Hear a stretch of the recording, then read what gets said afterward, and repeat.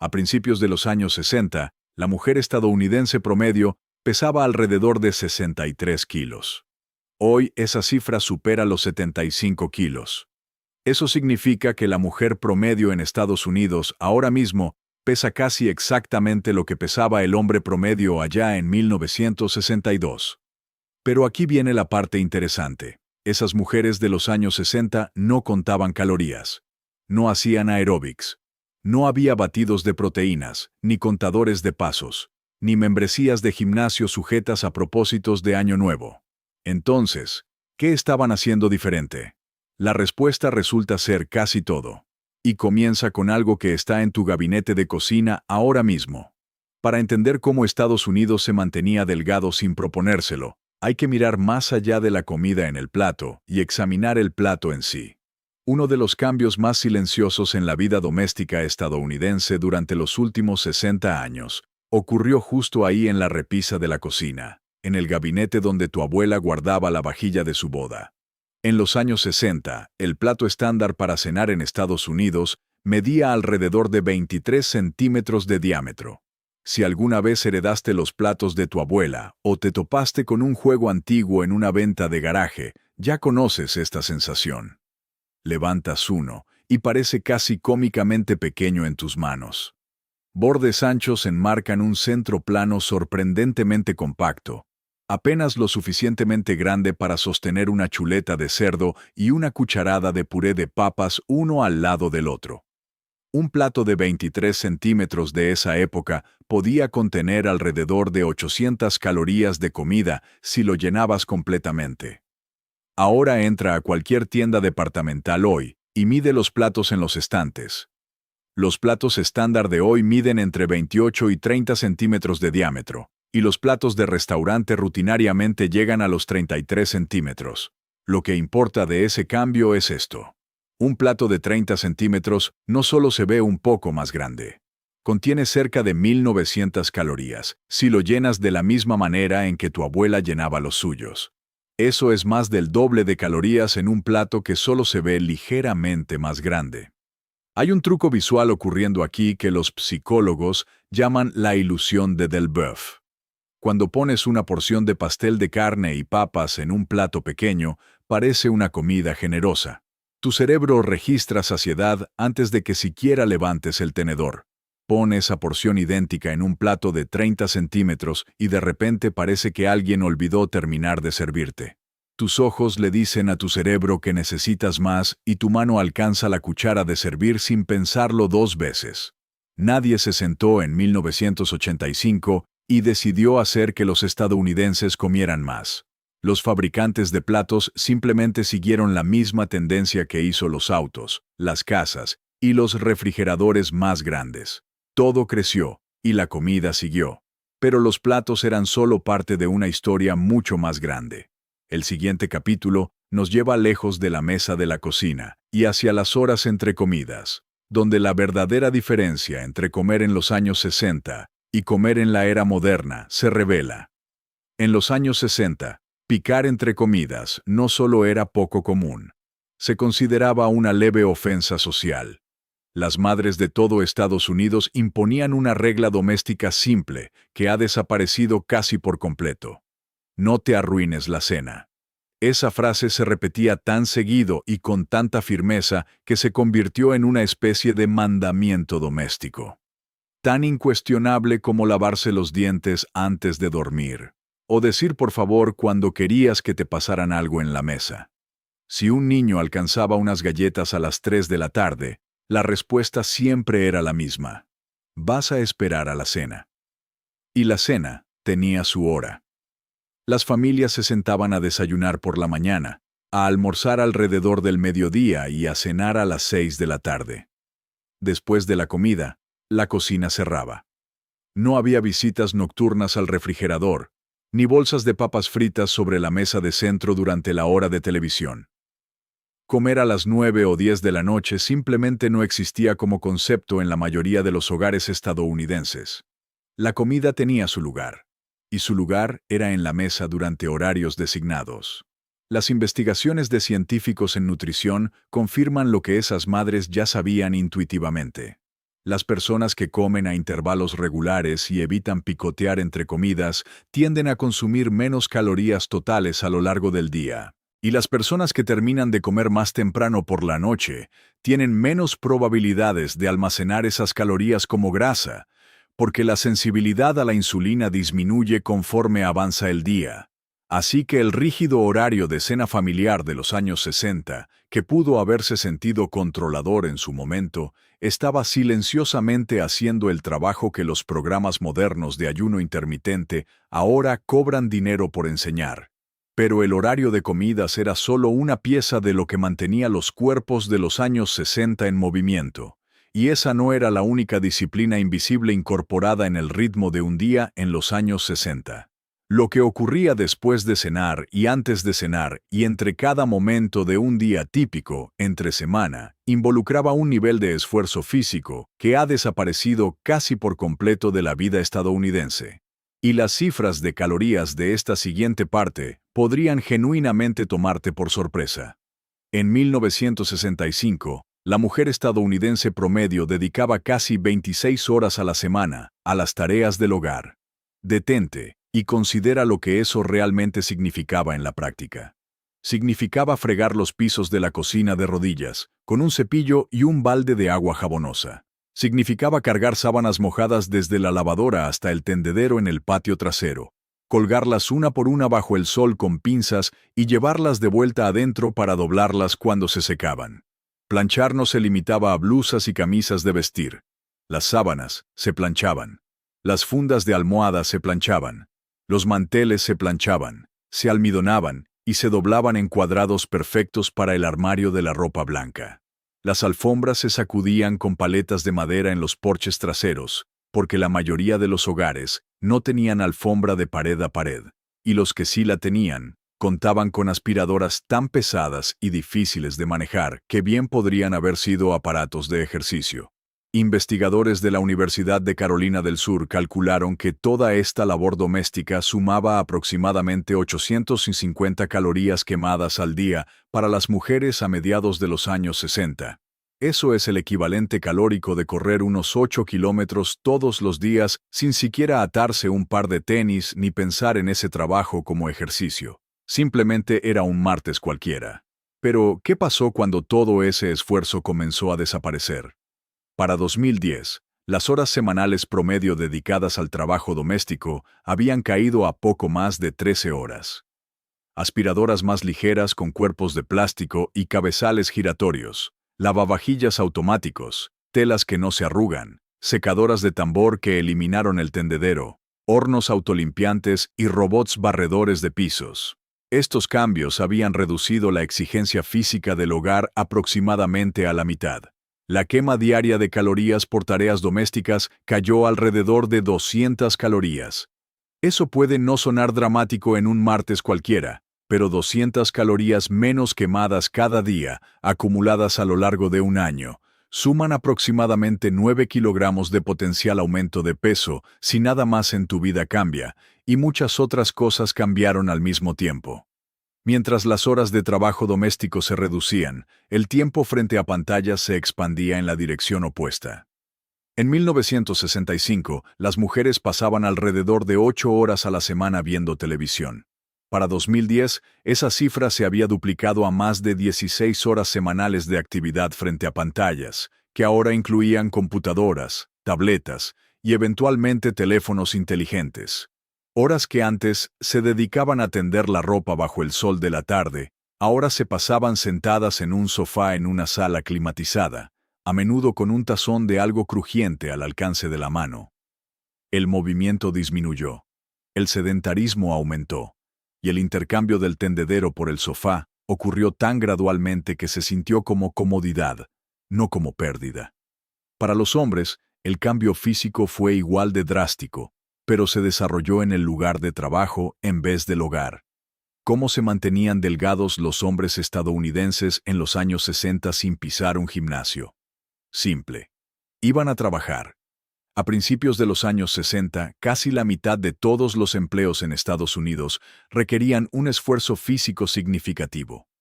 Las plantas de fábricas en Detroit vibraban con trabajadores que levantaban, cargaban, ensamblaban y permanecían de pie durante turnos de 8 horas. Las acerías en Pittsburgh exigían un esfuerzo constante a temperaturas capaces de despegar la pintura.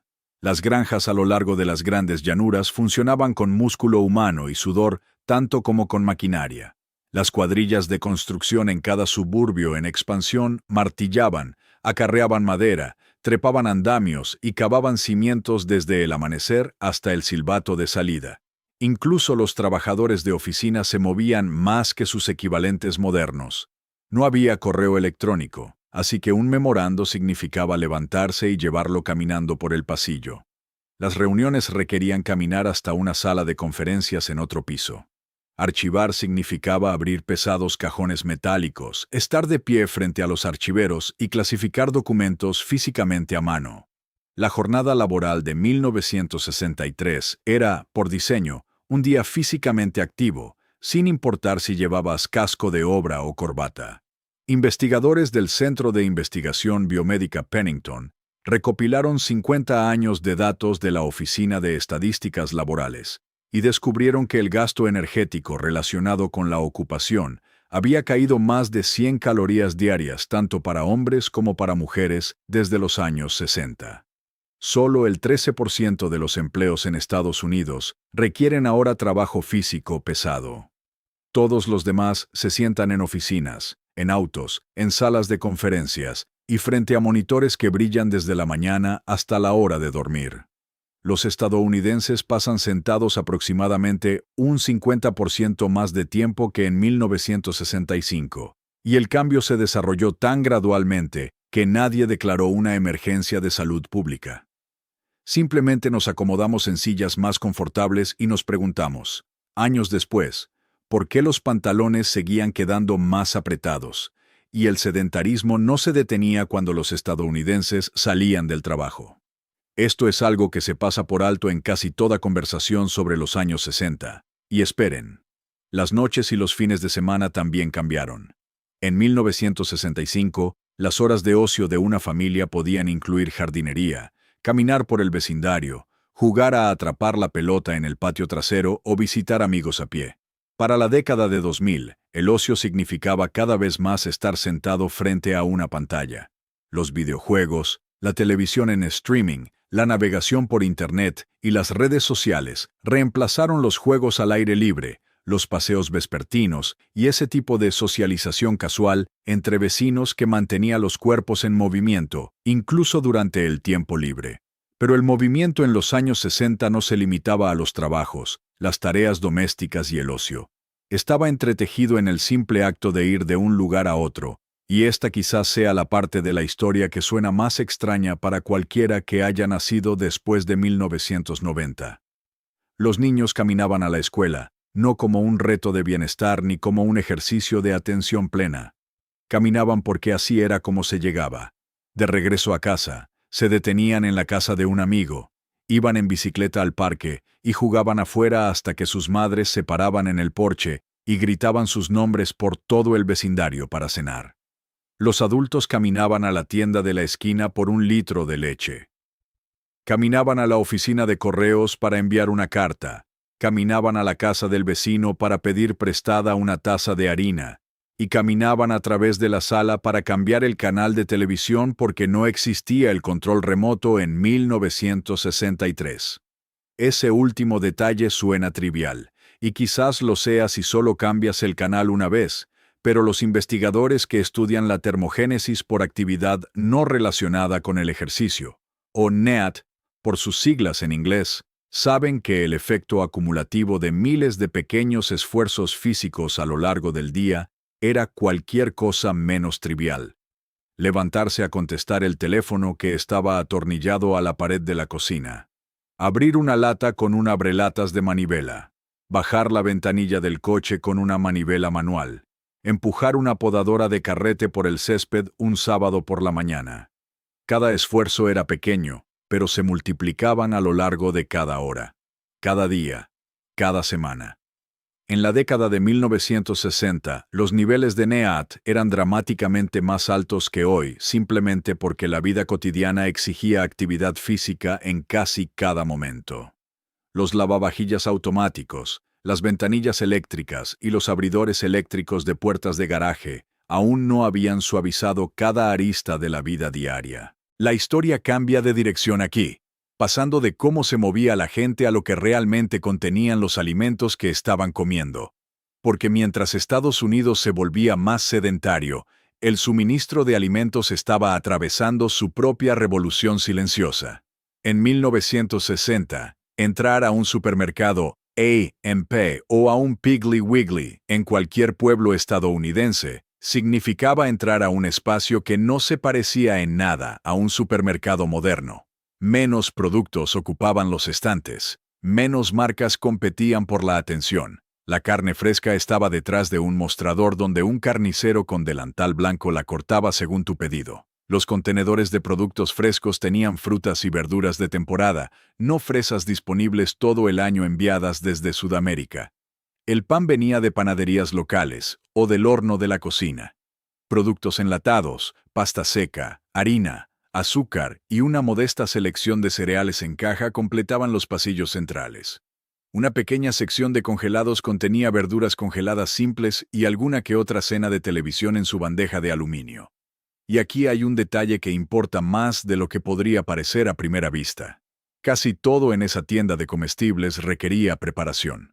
Un pollo rostizado ya cocido y caliente en un envase de plástico estaba todavía a décadas de aparecer en los estantes de los supermercados. Cenar significaba comprar una ave cruda, llevarla a casa, sazonarla tú mismo y pasar una hora asándola en el horno. Las ensaladas verdes prelavadas estaban a décadas de ser inventadas. En su lugar, comprabas una cabeza de lechuga, lavabas cada hoja, la desgarrabas a mano y preparabas el aderezo con aceite y vinagre en un tazón pequeño. Cada comida implicaba esfuerzo físico y tiempo, lo que significaba dos cosas. Primero, preparar la cena quemaba calorías adicionales por sí solo. Segundo, el trabajo involucrado limitaba naturalmente la cantidad de comida que terminaba en la mesa. Nadie iba a pasar 45 minutos preparando una segunda tanda de puré de papas, solo porque la primera había quedado rica. El esfuerzo era su propia forma de control de porciones.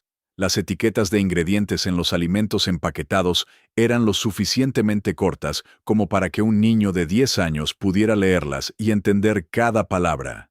Harina, azúcar, sal, huevos, mantequilla.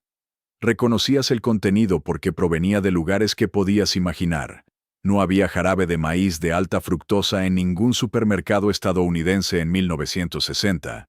Ese ingrediente nunca había aparecido en una sola etiqueta de alimentos en Estados Unidos antes de principios de la década de 1970, cuando una empresa llamada Clinton Corn Processing comenzó a comercializarlo como una alternativa más barata al azúcar de caña. Lo que sucedió después cambió la dieta estadounidense más profundamente de lo que cualquier libro de cocina o directriz gubernamental jamás pudo. Y comenzó no en una cocina, sino en una sala de juntas corporativa en Decatur, Illinois. Esta es la cadena de eventos. A mediados de la década de 1970, los precios mundiales del azúcar se dispararon debido a interrupciones comerciales. Al mismo tiempo, los subsidios del gobierno de Estados Unidos estaban haciendo que el maíz fuera extraordinariamente barato de cultivar y procesar. Un ejecutivo con conexiones políticas llamado Dwayne Andreas, que dirigía el gigante agrícola Archer Daniels Midland, vio la brecha entre el azúcar caro y el maíz barato como una oportunidad. Impulsó el jarabe de maíz de alta fructosa en acuerdos con Coca-Cola, Pepsi y fabricantes de alimentos procesados que estaban ansiosos por recortar costos de ingredientes. Como este endulzante a base de maíz era líquido, podía bombearse directamente a las líneas de producción. Como era barato, hacía que todo, desde el pan de sándwich hasta la salsa de tomate y el yogur de fresa, fuera más rentable de la noche a la mañana. A mediados de la década de 1980, las consecuencias de esa reacción en cadena se manifestaban en cada pasillo del supermercado.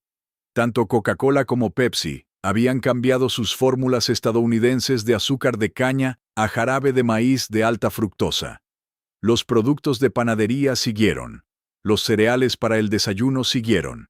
Los aderezos para ensaladas, las galletas saladas, las barras de granola, las sopas enlatadas y cientos de otros productos cotidianos reemplazaron el azúcar por esta alternativa más barata derivada del maíz. A finales de la década de 1990, los estadounidenses consumían casi 29 kilogramos de jarabe de maíz de alta fructosa por persona cada año. El total de azúcares añadidos disponibles en el suministro alimentario estadounidense creció un 19% entre 1970 y 2005, pasando de 54 kilogramos por persona al año a 64. Si esto te está resultando útil, dale a suscribirse. Cubrimos historias como esta cada semana, analizando cómo funcionaba la vida cotidiana antes y qué cambió silenciosamente cuando nadie estaba prestando atención. Pero los edulcorantes eran solo la mitad de la transformación dentro del cambiante suministro alimentario. Los aceites de cocina experimentaron un cambio igualmente drástico, y las cifras son asombrosas. En 1970, el estadounidense promedio consumía alrededor de 115 calorías diarias provenientes de aceites para ensaladas y para cocinar. El aceite de soya, el aceite de maíz, el aceite de canola y otros aceites vegetales industriales comenzaron a reemplazar la mantequilla y la manteca de cerdo, de las que las cocinas de la década de 1960 habían dependido durante generaciones. Las directrices dietéticas gubernamentales emitidas a finales de la década de 1970 les dijeron a los estadounidenses que redujeran las grasas saturadas, así que las familias obedientemente cambiaron la mantequilla por margarina y la grasa de tocino por botellas de aceite Wesson. Para 2010, las calorías diarias provenientes solo de los aceites de cocina se habían disparado a más de 400. Los estadounidenses habían seguido los consejos oficiales y, de alguna manera, terminaron consumiendo muchas más calorías totales de grasa que sus padres amantes de la mantequilla. Si se suma todo, las matemáticas cuentan una historia difícil de refutar. En 1970, el estadounidense promedio consumía aproximadamente 2.000 calorías al día. Para 2010, esa cifra había superado las 2.500, 500 calorías extra cada día, acumulándose a lo largo de décadas. Eso no ocurrió porque los estadounidenses se volvieran perezosos o glotones. Ocurrió porque el suministro alimentario cambió bajo sus pies, ingrediente por ingrediente, producto por producto, hasta que el supermercado de 2010 no guardaba casi ningún parecido con el supermercado de 1962. Pero los cambios dentro del supermercado eran solo la mitad del panorama. Y el supermercado era solo la mitad de la ecuación alimentaria, porque los estadounidenses cada vez comían menos en casa. En 1970, la comida consumida fuera del hogar representaba alrededor del 26% del gasto total en alimentos. Para 2010, esa proporción había superado el 43%. Solo la comida rápida pasó de proporcionar aproximadamente el 6% de las calorías diarias de los estadounidenses en 1977 a más del 16% en 2018. Una hamburguesa en un restaurante de comida rápida en la década de 1960 pesaba alrededor de 42 gramos. Hoy, la hamburguesa estándar de comida rápida pesa 170 gramos o más. Una porción de papas fritas que pesaba 70 gramos en 1960 ahora promedia más de 170 gramos. Un refresco estándar que venía en una botella de vidrio de 200 mililitros creció a 355, luego a 473, luego a 591. Y finalmente a los vasos de fuente de casi 1 litro, que se volvieron normales en las tiendas de conveniencia de todo Estados Unidos. Comer fuera en un restaurante era antes una ocasión especial para las familias estadounidenses. Una cena de cumpleaños en un restaurante, una comida de festividad, tal vez un capricho del sábado por la noche en el restaurante local. Para el año 2000, se había convertido en un martes cualquiera. Y las cocinas de los restaurantes, a diferencia de las cocinas del hogar, no tenían ningún incentivo para mantener las porciones pequeñas, platos más grandes, porciones más abundantes y las promociones de todo lo que puedas comer hacían que los clientes volvieran y el modelo de negocio recompensaba el volumen por encima de la moderación. Ahora, En este punto de la historia, sería tentador cerrar todo con un bonito lazo nostálgico y decir que la década de 1960 lo tenía todo resuelto. Platos más pequeños, comida de verdad, caminar a todas partes, cenar a las 6, una fórmula simple para un país delgado. Pero esa versión de la historia omite algunas verdades incómodas, y este video no pretende vender un cuento de hadas. En la década de 1960, Estados Unidos fumaba. Casi el 42% de los adultos estadounidenses eran fumadores habituales en 1965, y los cigarrillos formaban parte del paisaje. Los hombres fumaban en sus escritorios de oficina. Las mujeres fumaban en la mesa de la cocina después de cenar. Los médicos fumaban en los consultorios entre paciente y paciente. Los anuncios de cigarrillos se emitían durante los programas de televisión infantiles y aparecían en las páginas de todas las revistas importantes. La nicotina es un supresor del apetito. Eleva la tasa metabólica en reposo entre un 7 y un 15% aproximadamente y reduce el deseo de comer. Muchas mujeres de esa época fumaban abiertamente en lugar de picar entre comidas y las compañías tabacaleras lo sabían. Virginia Slims se lanzó en 1968 con el eslogan «Has recorrido un largo camino, nena», vinculando los cigarrillos con la independencia femenina y las figuras esbeltas en el mismo anuncio publicitario de papel satinado. Pero cuando Estados Unidos finalmente empezó a dejar los cigarrillos, la balanza se movió en la dirección opuesta. Cuando los estadounidenses comenzaron a dejar de fumar en grandes cantidades durante las décadas de 1970 y 1980, el aumento de peso siguió casi de inmediato. Los exfumadores ganaban en promedio entre 2 y 5 kilos en el año posterior a dejarlo, y a lo largo de una población entera de millones de personas, esos kilos se acumularon hasta convertirse en un cambio demográfico visible. Algunos investigadores sostienen que la disminución del tabaquismo representa una parte significativa del peso que los estadounidenses ganaron en las últimas décadas del siglo XX. No lo explica todo, pero es una pieza honesta del rompecabezas que merece estar en esta conversación, incluso cuando complica la nostalgia.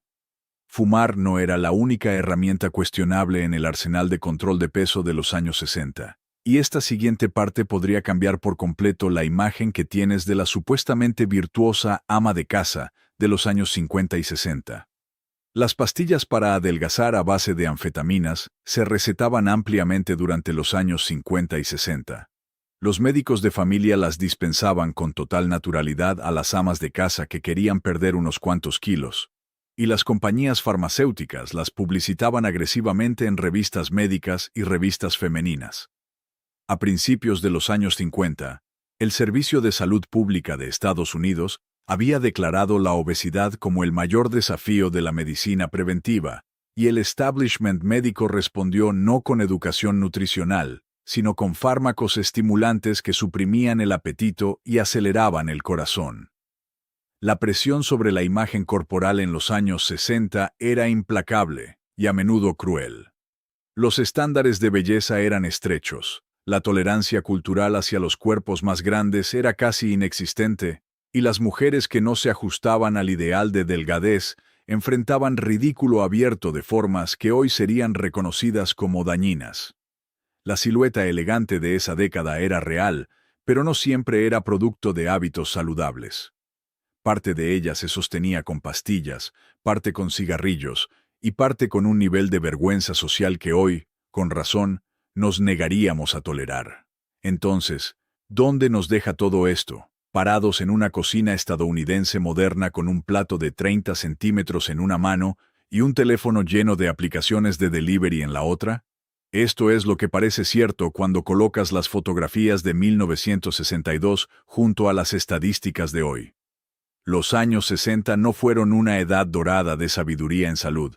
La gente no entendía las grasas trans, la química de los aceites de semillas, ni el síndrome metabólico. Fumaban constantemente, tomaban pastillas para adelgazar sin pensarlo 2 veces y comían mucho pan blanco, verduras enlatadas y jamón glaseado con azúcar. Una cena típica de los años 60 incluía pastel de carne bañado en ketchup, panecillos con mantequilla de tubo, ejotes enlatados y un trozo de pastel con crema batida de lata. Nadie pondría ese menú en Instagram con un hashtag de bienestar, pero la arquitectura de la vida diaria mantenía el peso a raya de todos modos. Casi sin que nadie lo notara, estaba sucediendo. Los platos más pequeños de 23 centímetros limitaban las porciones sin requerir ni una pizca de fuerza de voluntad.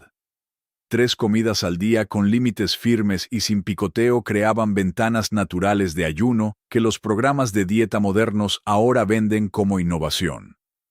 26 horas de trabajo doméstico semanal quemaban tantas calorías como una rutina seria de gimnasio. Caminar a la tienda, tender la ropa y cruzar la habitación para cambiar de canal sumaban cientos de calorías invisibles al gasto energético diario. Y el suministro de alimentos, imperfecto como era, aún no había sido saturado con edulcorantes baratos de maíz y aceites industriales de cocina que enterraban 500 calorías extra ocultas en un día estadounidense ordinario. Ningún villano único causó la crisis de obesidad que vino después. No el jarabe de maíz solo, no los platos de cena más grandes solos, no los trabajos de escritorio solos, no los controles remotos solos. Cada uno fue erosionando una pequeña pieza de esa vida estructurada, físicamente demandante y centrada en el hogar que había mantenido a los estadounidenses naturalmente activos y naturalmente moderados en su alimentación. Y todos llegaron dentro de las mismas pocas décadas, apilándose unos sobre otros hasta que el país se miró al espejo alrededor de 1995 y apenas reconoció el reflejo que le devolvía la mirada. La mujer estadounidense promedio en 1960 pesaba 64 kilos. No tenía un rastreador de actividad física ni estaba suscrita a un servicio de entrega de kits de comida. Nunca había escuchado la palabra macros. Cocinaba la cena en una estufa de gas usando ingredientes de un supermercado que tenía 4 pasillos en vez de 14. Lavaba los platos a mano en un fregadero de porcelana y cambiaba el canal de televisión caminando a través de la habitación y girando una perilla. Ese mundo de platos de 23 centímetros y martes de tender la ropa en el tendedero se fue y no va a volver. Honestamente, no todo debería volver. Los lavavajillas modernos son un genuino regalo para la humanidad. Los controles remotos están bien. Nadie necesita sacudir una alfombra con una paleta de madera en el año 2026. Pero entender cómo funcionaba ese mundo, ver los sistemas invisibles que mantenían el peso a raya sin que nadie lo intentara, podría ser lo más genuinamente útil que podemos llevar con nosotros desde los años 60. Podemos dejar atrás las pastillas para adelgazar, los cigarrillos y los rígidos estándares de belleza que hacían la vida miserable para cualquiera por encima de una talla 8. Lo que sí podemos conservar son los platos más pequeños, las comidas a horarios fijos, el movimiento diario entretejido en las tareas cotidianas y la cocina donde la cena empezaba con una cebolla cruda y una tabla de cortar en lugar de una pantalla de teléfono y una aplicación de delivery. Si esta historia te hizo pensar en cómo la vida diaria ha cambiado de maneras que rara vez notamos, el video que aparece en pantalla en este momento explora otro pedazo de la historia silenciosa de Estados Unidos que desapareció mientras nadie prestaba atención. Nos vemos ahí.